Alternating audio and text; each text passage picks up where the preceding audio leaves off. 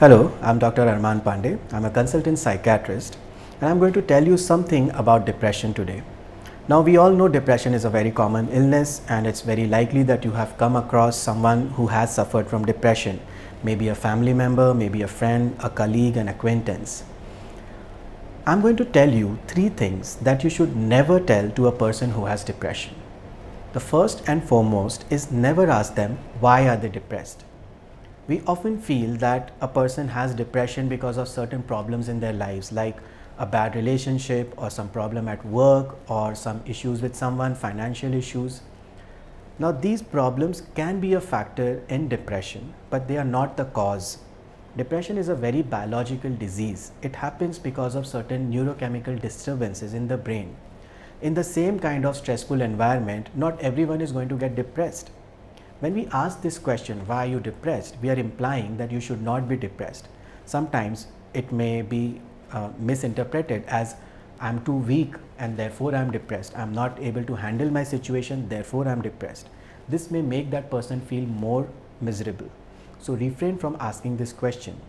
Instead, what you can ask, or what you can rather do, is educate yourself about depression from authentic sources.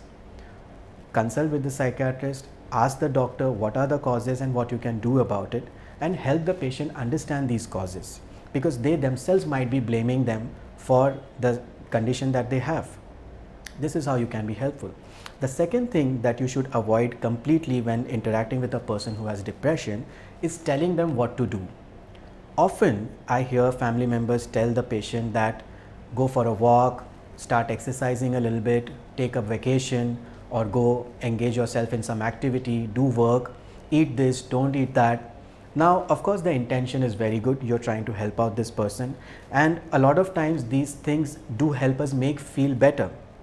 So these activities do make us feel better, and this may relieve the symptoms of depression a little bit, but this is not the cure.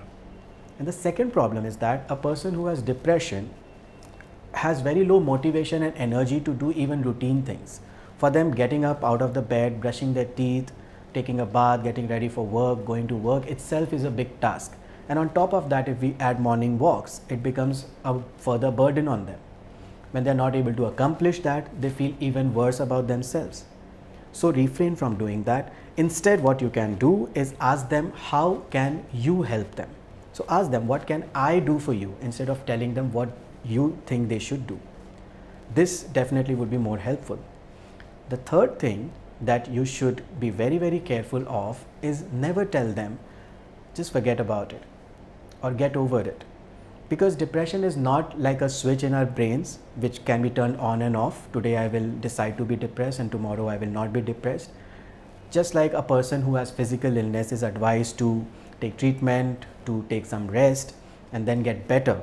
This is what exactly you say to a person who has depression, or for that matter any kind of mental illness, to take treatment, to take rest and get better.